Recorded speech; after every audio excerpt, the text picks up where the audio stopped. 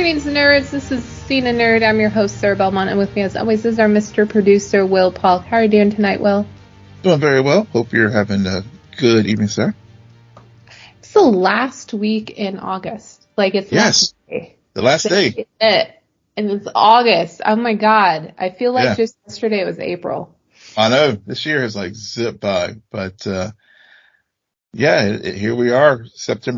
Tomorrow will be September 1st, and cue the Earth, Wind, and Fire song. You know that reference because my mom. That's one of my mom's top 5 favorite songs of all time. Oh yeah. I mean, everybody knows. You got to know that song, even if it's between being referenced in movies and everything else. I mean, people surely have come across it somewhere. Yeah, definitely. All right. So you got some news this week, some good Star Trek news about not some news. I guess because it's in the news section, I thought it was news, but now that I'm actually reading the full sentence, it's no, you already knew this was happening. But just to remind listeners, Star Trek Lower Decks does return this week. Yeah. So first episodes, they're actually dropping 2 next Thursday, September the 7th. And they also dropped a new trailer and poster today as well. So big fan of Lower Decks. They have, of course, had this past season the crossover with Strange New Worlds, and of course Lower Decks is coming, and looking forward to it. Can't wait to start it. What season is it in? Season 4. That's because I remember when you were first talking about this, and it feels like forever ago. Yeah. So it was, season 4. And, first I will say some people really, really like it. So it was very polarizing, I think, with a lot of folks in the Trek fandom. Because it does poke fun of a lot of things in the Trek universe. So, so a lot of the old heads just can't stand the show. Even though I'm one of the old heads, I love it because it definitely doesn't take itself too seriously, and you really can't it's fun sometimes to just poke fun at yourself. And it does poke fun at the franchise and do so in a way, but also it definitely has, there's definitely been growth with the characters over the course of the first 3 seasons, from where we first met them in season 1 to where they are now. So it's actually, the show definitely has some depth to it as well. So, and I think that's what people sometimes miss out on, thinking it's it's just animation. Oh, they're just, it's just cracking jokes and that kind of stuff. But it actually does have some depth to it. Well, that's good. I feel like I remember you talking about the polarity at the very beginning too. Mm-hmm. But considering as it's gone on, I feel like every time it comes back, you're always giving it high praise. So yeah. That is good. In some MCU, I can't talk today, people. I don't know what it is with me, but sentences and words are hard for me. So luckily we don't have that much to go through tonight. So this too shall pass. But anyways, the current rumor is for the Marvels, the runtime will be only an hour and 38 minutes. 20 minutes of previews. So it's practically a 2-hour movie. just a hair under 2 hours. Freaking this is the runtime. Yeah, the 20 minutes you're just sitting there when is the movie gonna freaking start? My God. Yeah. But I figured it out, and I'm not going back anytime soon. I don't care if I miss the first 5 minutes. I ain't sitting through 20 minutes of previews. No, lesson learned. I don't know if I believe this, just because Blue Beetle was longer than 138 minutes. So I can't imagine, and they have essentially three main characters in this movie. Yeah. I don't know if that's enough time for each one of them to get, have a full arc. Mm-hmm. And it's just, It'd be, I would appreciate it, but at the same time, I'm skeptical because it is currently a rumor. Right, right. Yeah, but I saw this on the direct and inverse, so it was some pretty reputable sites who usually when they have these types of, stories, they usually get it right. So, I'm with you, especially given that films have like stretched to like 3 hours these days. And some films that should not be 2.5 hours are these days, as far as even in some of these comic book films. So if they could, and we've talked about like how certain films could tighten things up and also, if it is an hour 38, to your point about arcs, I mean, I guess we did get a whole season of Miss Marvel and we did get, Photon and WandaVision. So we've kind of had the whole intro so they could jump right into the story and tell what they need to I mean, do I don't want to move on. I don't want an intro arc. I'm not saying that. I'm just saying that it's kind of, I would just be worried that we're not going to get a full story, I guess, from all three of them. They're not going to have their own story arc. Mm-hmm. But maybe because it's going to involve them, inadvertently passing off their powers onto one another. And so maybe it's actually a very simple story that they're telling and it's not that complex. So like we said, I would appreciate like a shorter runtime for some of these movies. But I'm just skeptical because it's not the current trend these days. It's not the trend. One movie that we know will not be an hour and 38 minutes is the Taylor Swift concert that is going to be seen on Netflix. Correct? It's in theaters. It's in theaters. Yeah. Tickets isn't a new thing. It's not, but tickets went on sale today, and pre-sales are already like. When I looked last time I checked, they had already sold like $10 million or so in pre-sale tickets for the release on October the 13th, I believe is when it's dropping in most theaters, and I'm sure that number will go up. But I mean, that's for that's getting into. I think I read somewhere where, speaking of Marvel films and stuff, I mean, the Eternals, I think, with their first day pre-sale was like 12 million or so. So I guess my point is there is some excitement for this, and the Swifties are definitely going to be buying a bunch of tickets, probably for repeat viewings and for folks who couldn't afford tickets when it was in their city or it didn't even come to your city. I can see where a lot of fans will definitely show up. I mean, it's not going to make $1 billion or anything, but. Then again, I will. I mean, everyone has seen the footage of the fans who couldn't attend, didn't have a ticket, but who would still drive to the stadiums and stand outside and pretend. True. Like it's just this concert itself has already made over $1 billion. True. From what I understand. So I don't think it needs to make $1 billion, but I think I wouldn't be surprised considering the drought that we're approaching this fall in terms of movies, in terms of must-see things. Yeah. I wouldn't be surprised if this is the perfect timing and to cap off like such a thing that just was so viral this year, that it maybe does even half. Like, I can see it's gonna make bank. It's gonna be huge. It's gonna be huge. You're right. I mean, that is true. It's, given a lot of original other content is not going to be out there, and it could be, you're right, the perfect storm of circumstance, and also you're dealing with the Swifties who, you're spot on. I mean, the enthusiasm's there for the Eras tour. So, it would not surprise me if it makes $500 million or something like that.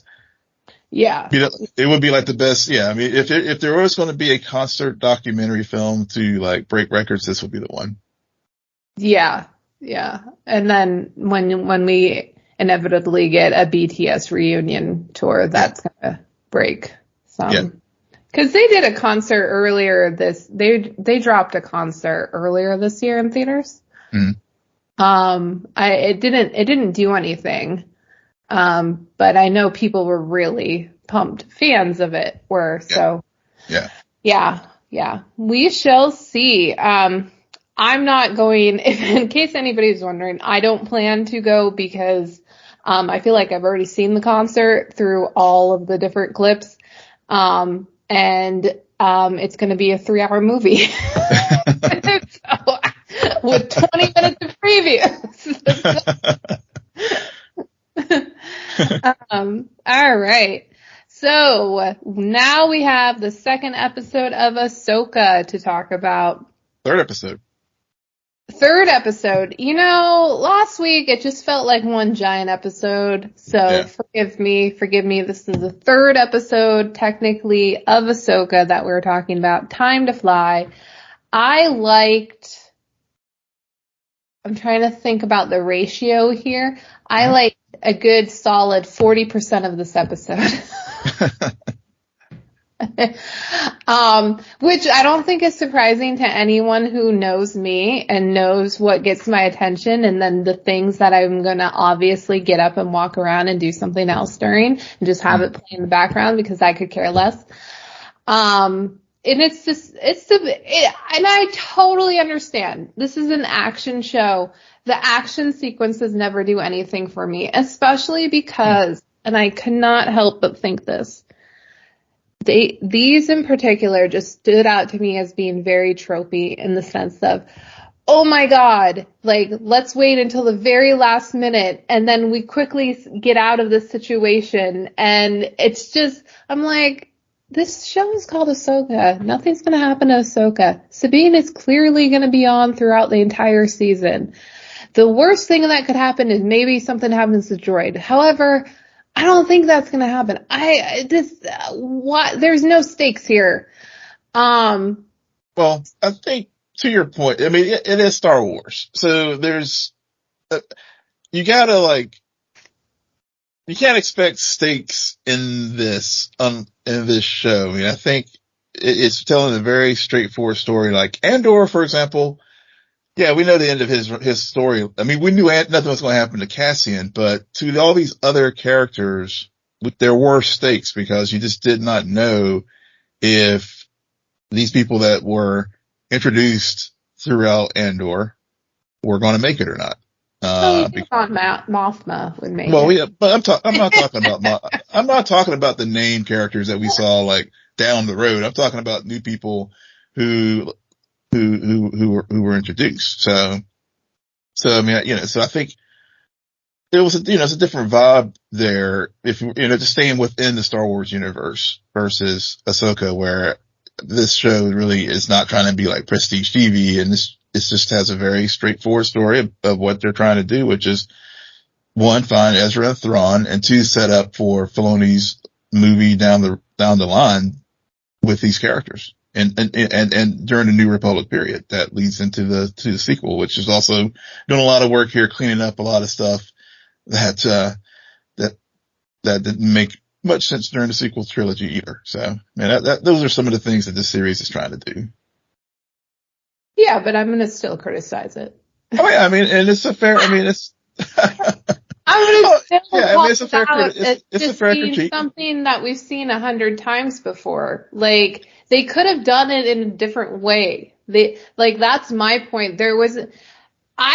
You're right to an extent where no, they're not trying to be prestige TV, but what the heck is prestige TV anymore? Like, I just think, based especially on the first 2 episodes, and knowing that Dave Filoni is the man behind the curtain, and he's come off very successful shows in the past within this universe. Mm-hmm.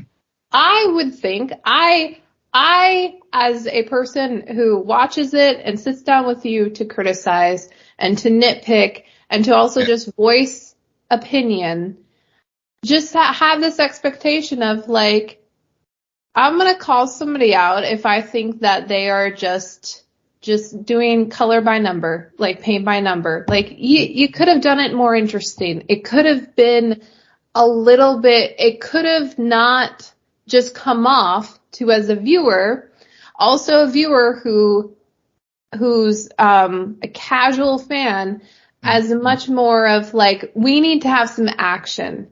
So we're going to like spend 20 minutes doing this long extended sequence just so that the characters who were on the path to get to where they need to be now need to like, they need to become in peril. And so that's the point. That's at least what I took away from 60% of this episode, was just to set up for next week's episode.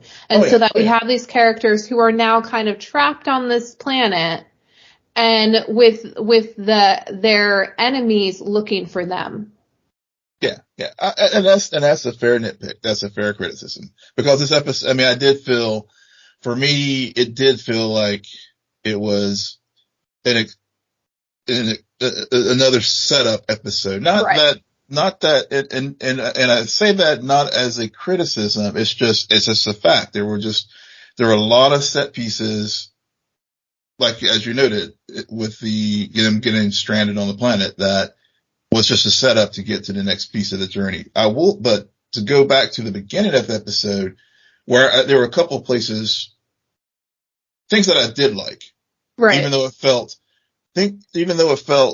like I've seen it before in Rebels, but I think it would important, but what made it different for me this time was how it set up Sabine and Ahsoka's relationship, in that they showed basically why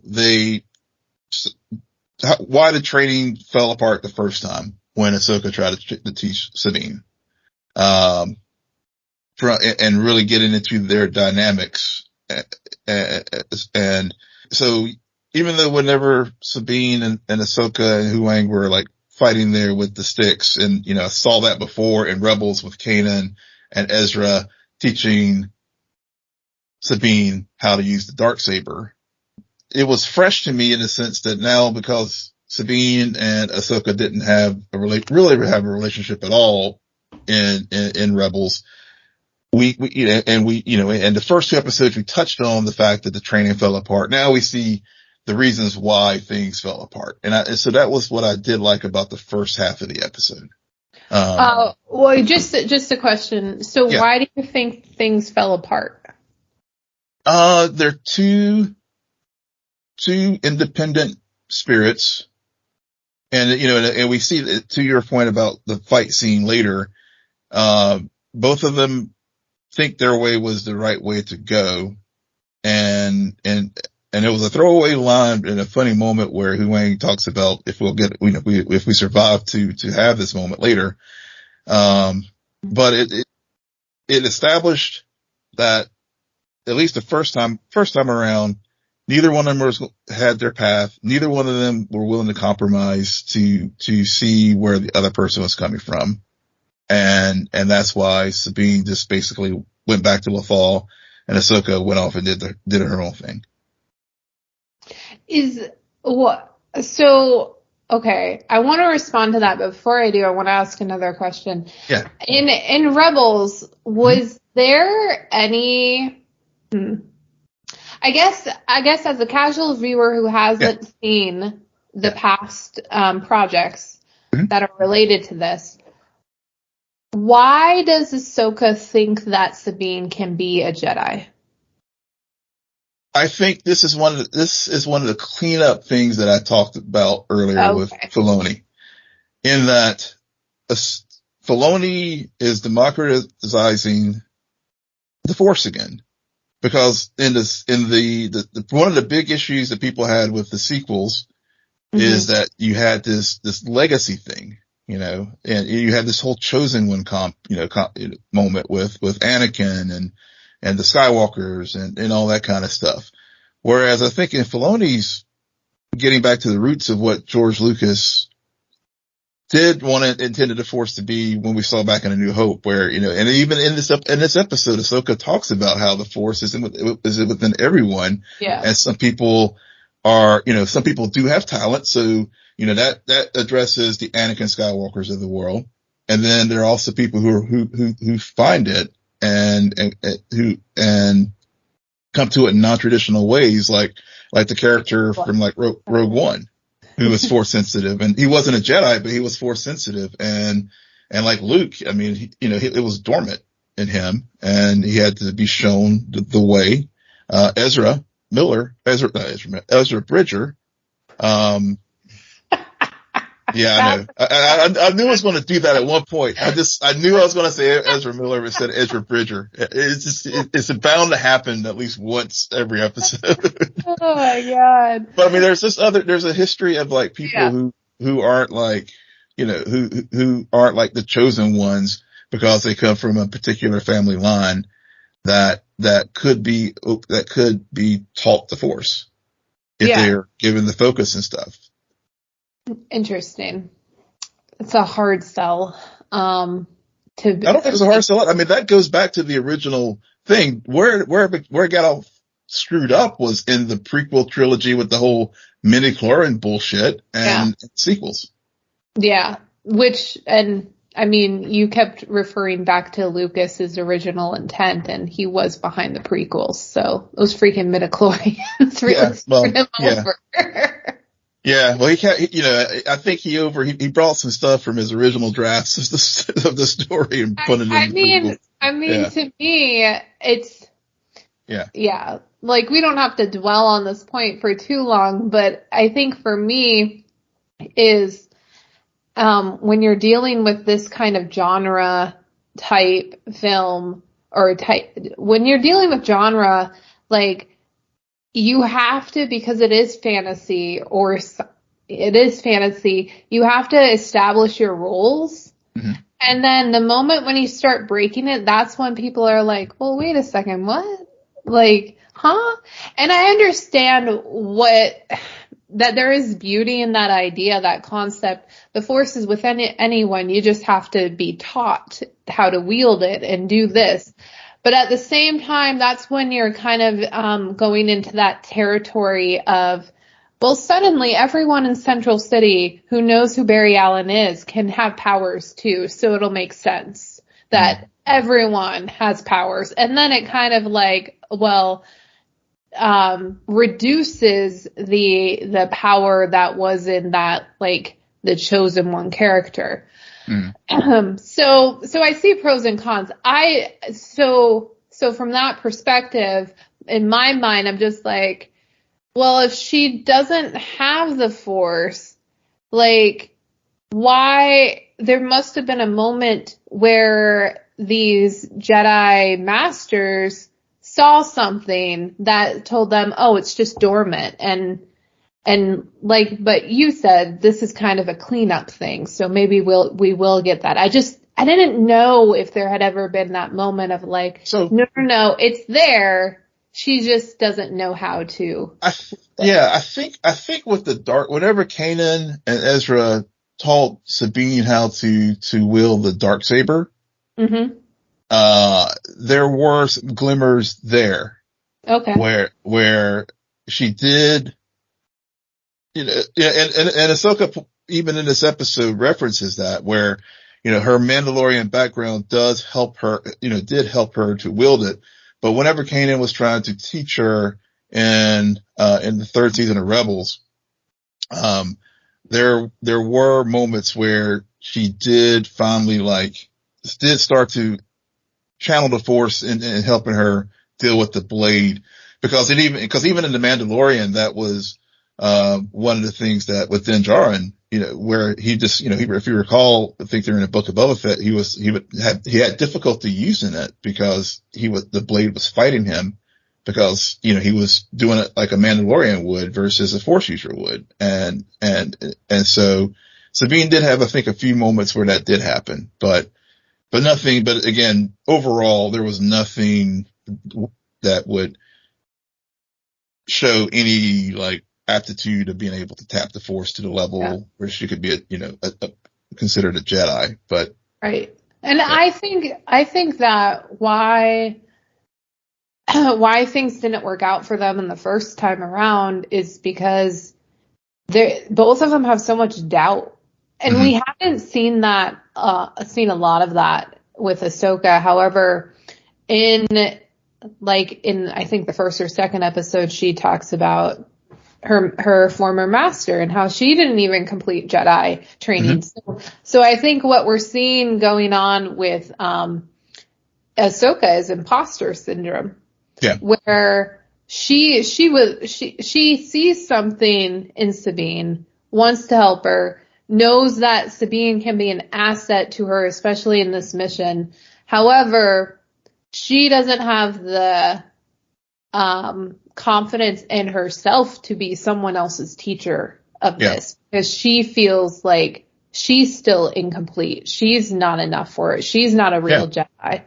Yeah. And then Sabine looking around, seeing everybody else, like this comes so easily to them, and people are telling her, no, you have it, but she doesn't believe it. So nothing's going to work until she believes it herself. Yeah. Yeah. And I'm glad. Yeah. I think two points to that. I mean, one, you're right about that with Ahsoka, because that's why she was reluctant to teach Grogu. Mm-hmm. And then with Sabine, I was so worried that whenever she was sitting there in the ship and was trying to get the tea to come over to her, I was like, please don't do it. Please don't do it. Don't make it so easy. Don't make it so easy. And they didn't. And I was so glad that they didn't, because, it would have undercut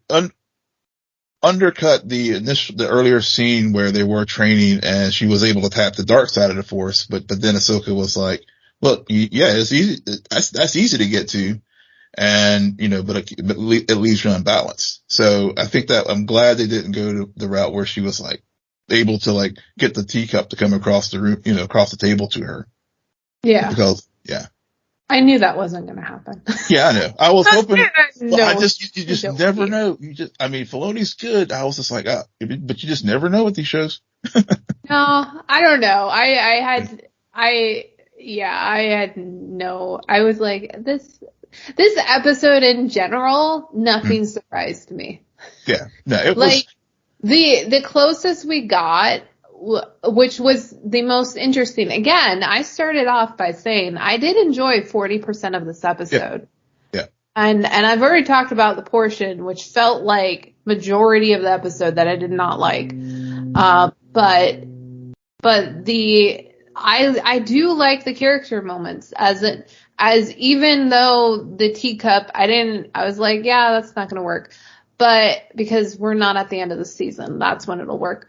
But I still like these moments because I want to get to know the characters more. I don't want to, and when people are shooting at them and they're trying to save the day and all this stuff, you don't get those moments. So I still feel like there's a lot more character moments to have, to establish, but I understand what they're doing. So anyways, one of the most interesting scenes, was the Harris scene with the chancellors and Mon Mothma.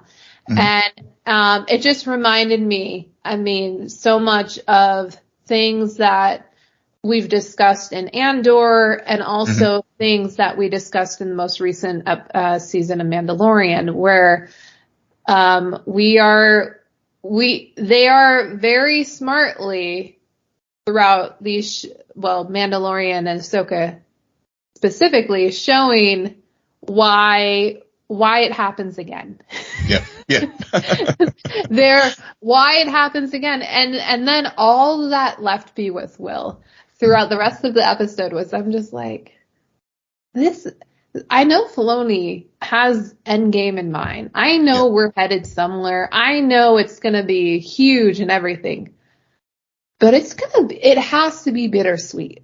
Yeah. Because there is no way in hell this ends good. We know technically what happens. It's inevitable.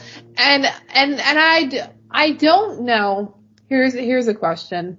Yeah. How long can they plant these seeds without it becoming just like, okay, we get it, we got it, we know where it's going, like I don't know, especially if it's now in 2 shows. Mm-hmm.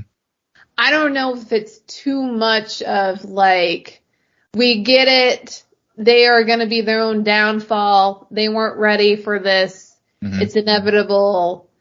I don't know. Yeah. That's a good question. That's a very good question. And I think it does get to the point of some things that when we do get to whatever we do finally get a 4th season of The Mandalorian and the conclusion of this show, there's been talk that come together with that Filoni film that was announced.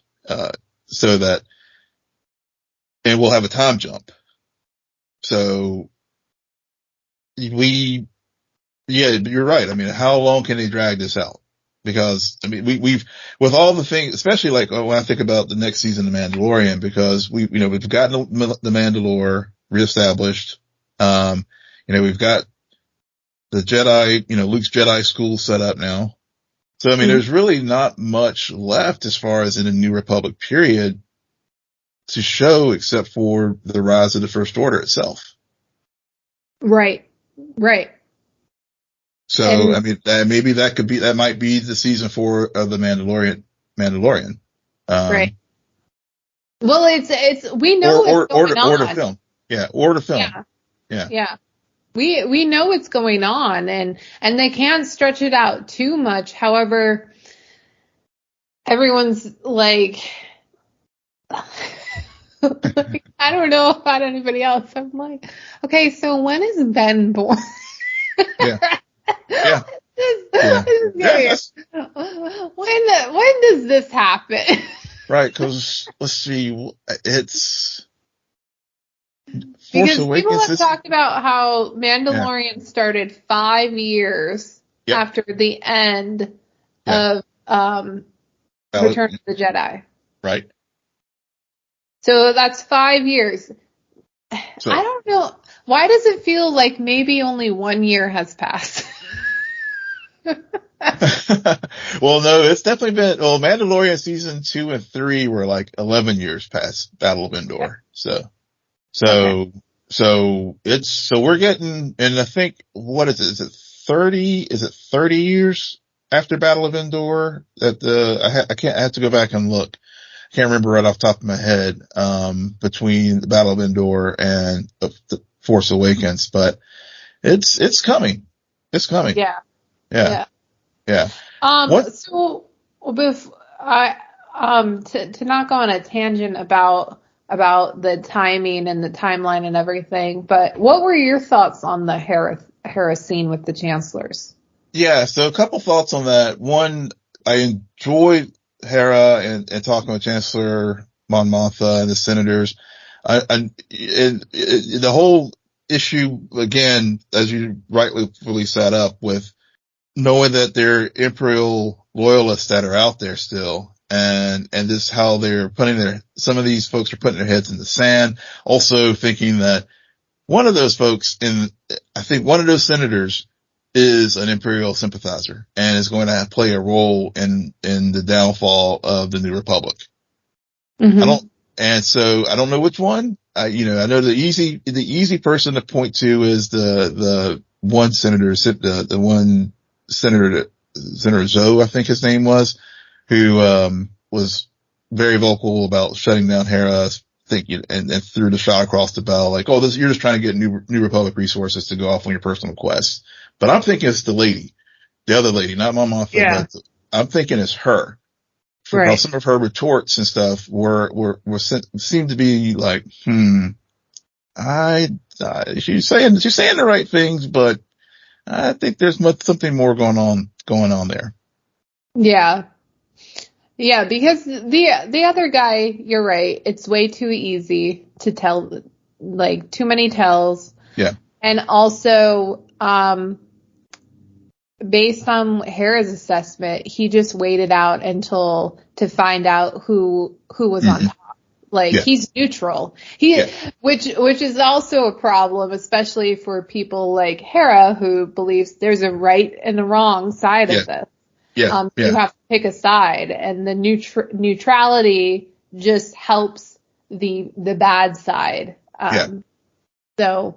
Yeah, but another thing too, thinking back to, tying it back to Andor and Mon Mothma and all these senators, I mean, a lot of these folks were the aristocracy under the Empire. Mm-hmm. And so, for some of them, even though now they have new roles and stuff in the New Republic, and some of them may have been rebel sympathizers back in the day and funded the rebellion, because, we saw all of that in Andor as far as how Mon Mothma used her wealth to, work through Luthen to get money to the rebels. I'm thinking now some of these folks in the New Republic aristocracy are probably thinking after the take back the American Revolution, where, you may have had, you could have been gentry and had good things under the British, but now you're like in this New Republic and you may not be getting as much money. And like we saw that with the guy last week, where he was like, getting paid, at the end of the day, it was about greed. He's like, I used to work for the Imperials, but, it's the whole military industrial complex. And given that they're mothballing all those old Imperial ships and the Republic is not to have, have as strong a military presence, there's a lot of people probably pissed off now. So, which I think can also tie to Grand Admiral Thrawn, because that was one of his big things in Rebels, which was to develop the TIE Interceptor, and he had a whole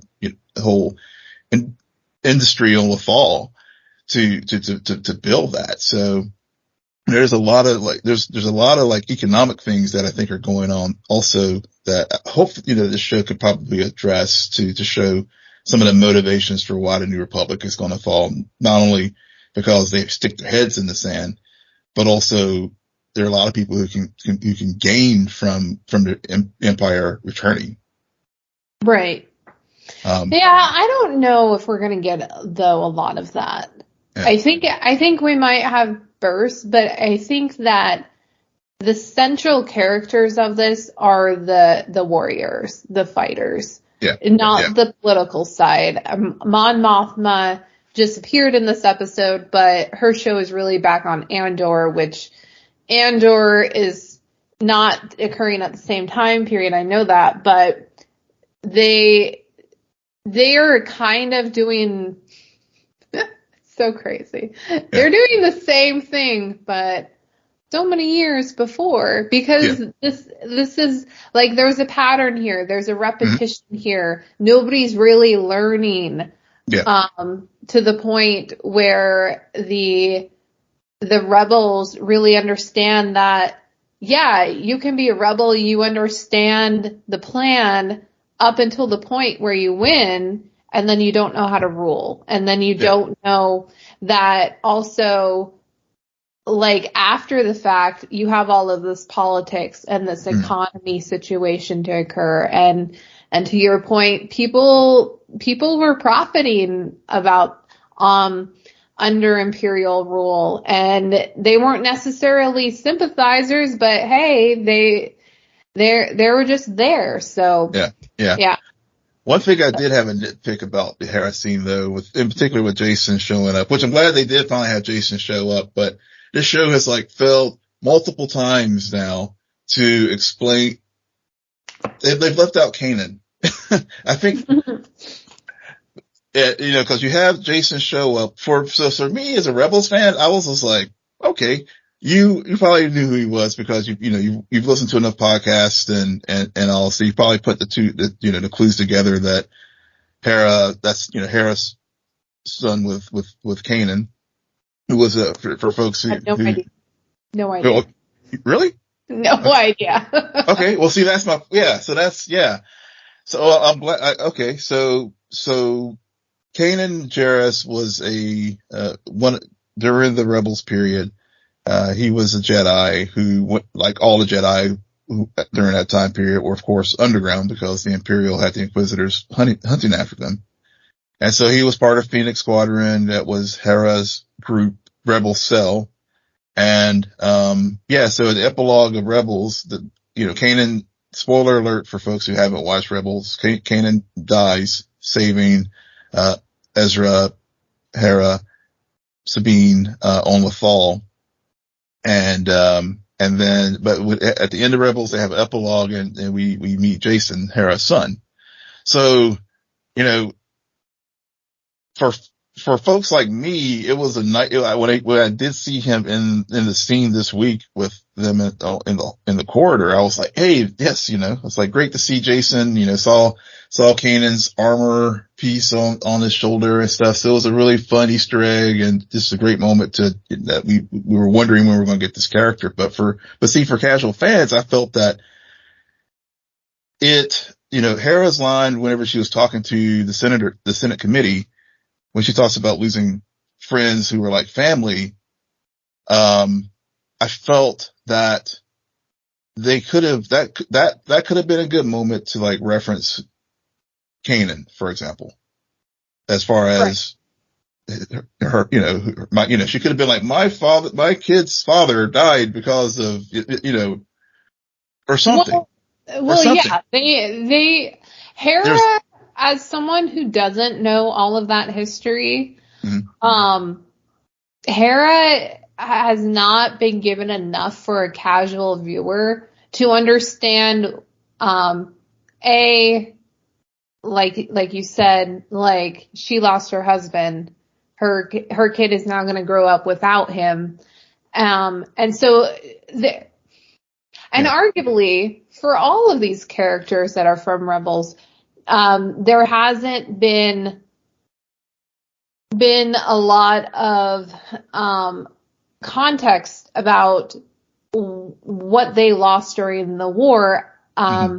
There's obviously something, and you don't have to tell me because I'd be curious to see what I understand by the end of the season about the history of everyone. But there was obviously some kind of thing going on there with Sabine and those. Something. I don't know. There was something. I won't spoil it for anybody, but yeah. There's something there. Yeah. I mean, and they do touch on it, with Jason saying he wants to be a Jedi. So, but again, for a casual fan, that's just like. As a casual viewer, I didn't take away that much from that scene. That's my point. And that's where I think they if they could redo it again, it would have added more gravity to what Hera was saying for me as someone who watched Rebels. When she was whenever she was trying to convince them to, authorize the mission to go to the Nib system. I mean, and it was a great scene, but I just felt like, for me, it could have been more. Right. And, no. And it's a well taken point. Yeah. And even like, we were talking about the training with Sabine and Ahsoka earlier, and Ahsoka basically said the same types of things that Kanan had told Sabine whenever they tried to train her years ago during Rebels. And it would have been a nice little nod there too, to be like, oh yeah, another Jedi told me this in the past, just to reference Kanan, because he was such a critical character for not only Rebels, but for other pre-Battle Yavin stories in Star Wars. So that's just my fan gripe nitpick for that scene with Hera on the ship. Well, that's why this is good. This show is going to be very interesting to talk about with you, Will, because you're going to have those biases, having seen these characters before, and and watching them in this environment and what Filoni potentially could have done to allude more to those stories. Mm-hmm. And then I'm looking at it from, okay, make me interested in these people. Yeah. Make me interested in this story. Yeah. So yeah, we got both sides of it covered. Yeah, we do. Yeah. And then, and then as far as the last 60% of what you were kind of nitpicky about, which, again, I think that is fair. It's a fair nitpick. It is. I mean, it is. That's the beauty and the double-edged sword of Star Wars sometimes with these fights, scenes and stuff. But I will say, showing the Purgle show up, that was with the setup of, given that this was a setup episode, that was a very critical setup moment to just give greater context for the map that we saw, Baylan and Elizabeth, last week, as far as, showing the connectivity between the galaxies. So hopefully the fourth, because we're already at, this 8-episode season, we're already at episode 4. We're stranded on a planet now. They need to start picking up the pace to get to find Ezra and Thrawn to answer some of the questions that we've addressed tonight, because we've had all this setup, and I don't want it to, it could easily get to the place where we're just spinning our wheels. Yeah. With too much setup. We got all, so, we got all I think we have all the critical components now. We got the Purgle, as far as the space wells. We've got Sabine and Ahsoka training, and now they're stuck on this planet. The hyperspace drive ring is almost completed. So I think everything is there. So hopefully episode 4, maybe it'll probably end with the hyperspace ring being activated and they're off to find Ezra and Thrawn. That's my prediction for next week. By the end of episode 4. Yeah, I'm hoping. And there's 8. Is that a bit soon? Yeah, it could be. Because then that means that you got 4 episodes. And okay. What is your prediction as when we'll actually see Thrawn? 5. Really? Yeah. Wow. Why do you say that? I think it'll be the end of episode 5, not the whole episode. I think we'll deal with. Why? So next week, I think we'll get the adventure. We'll have a lot of Baylan and Shin hunting down Ahsoka and Sabine on this planet. And Elizabeth will finish the hyperspace ring, and they'll, think somehow I think Ahsoka and Sabine will get brought to the hyperspace ring. Will, you don't have to spoil the entire season. I just wanted to understand why episode 5. I think because I think the last 3 episodes will really sort of set the stage for the next chapter. The next chapter in this story, which what's is the next chapter? Thrawn reestablishing the remnants of the Empire, because I think they'll find them at the end of episode 5. Episode 6 will be exploring that new galaxy that they're in, so we'll get a little bit of that, and then we'll come, they'll come back to the Prime Galaxy and start pulling together the remnants of the Empire. And then to pull it all together as far as how the New Republic is inept. They will show, maybe they'll pull in some of the things from Mandalorian season 3 with those admirals and stuff that we saw, them moving forward. Yeah. I think there'll be some time jumps and stuff, but I just think this series is going to end with the Imperial starting to rise again. The Empire starting to rise again. Well, I've already started to rise again. Yeah. But the figurehead being there to do it. Okay. Yeah. Right. Interesting. So there's this, and then there's season 4 of Mandalorian, and then there's the movie? There's also the Skeleton Crew show. That's the one with Jude Law. Okay. That's also set in this time period. So, it just yeah, seems a bit, I don't know.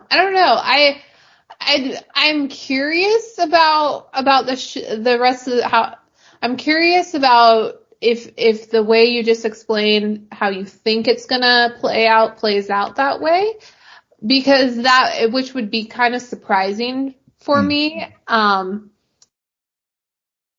don't know. I don't know if it's gonna. I I think, yeah, yeah. We'll just leave it at that, because I'm now curious to. I hope everybody's listening and everybody took notes, and so yeah, that if and when Will is wrong, yeah. everyone can give him so much shit for it. I could be completely wrong, or it could just be everything could be pushed. And I'm already backtracking. It could all get pushed back to episode 8. I mean, that's where my money typically is. I'm like, we're not gonna see, at the most we see Thrawn in episode 7, and it's Ezra who we don't get until episode 8. At the most. But then again, Will also has insider information about like where the next projects are. And so they could be really wanting to, no, we got to speed this up, guys. We can't dwell, which I'm not mad at. Again, I'm not saying it. If we go at Will's pace, this could be one hell of a season. If we don't go at that pace, I'm worried.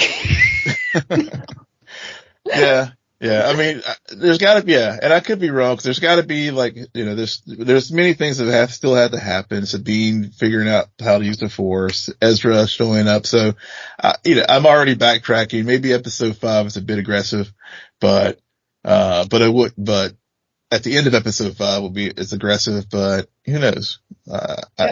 Yeah. Well, we definitely have 5 more episodes going for sure. Yeah. But or he could show up, and then they could do this thing where they focus back on Ahsoka and Sabine for an episode. I mean, it doesn't necessarily mean he has to. It could just be that tease and then leave us hanging there. Yeah. I mean, it's already been such a tease. That would probably irritate me more if they did some shit like that, where I'm just like, no, I've heard this name for years. Yep. I've heard. And so also, if you're going to do this whole cloak and dagger thing where like, oh, he's here, he's not here, he's here. It just makes me as a viewer question like, okay, how big of a threat is this guy? Like, I don't know him. I know other viewers know this guy.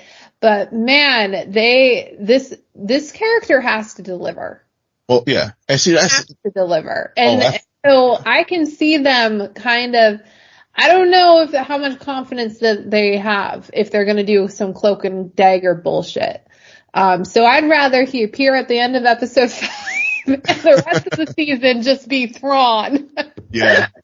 Well, yeah, and that's what I'm hoping. I guess that's where I was like having it appear in episode 5 and then have the remaining, episodes 6, 7, and 8, just showing him just coming back and just like, and again, knowing him from Rebels and seeing the tactician that he was and how just the marvelous strategist that he is, just laying the groundwork for all the things that, that we'll probably see in like subsequent seasons of The Mandalorian and, maybe in the Skeleton Crew show, since it's also set during the same New Republic time period and leading to Filoni's film, which will be the dark, like to your point, which will be the bittersweet situation there with when we get that film.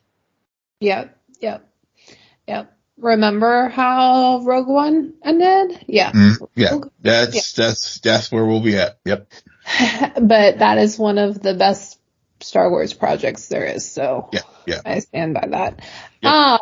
Well, I think we did a lot with what little we had tonight, Will, and it was great discussion. So on this note, tell our listeners where they can find you. Yes, you can find me on X, formerly known as Twitter, at Will M. Polk, WILLMPOLK.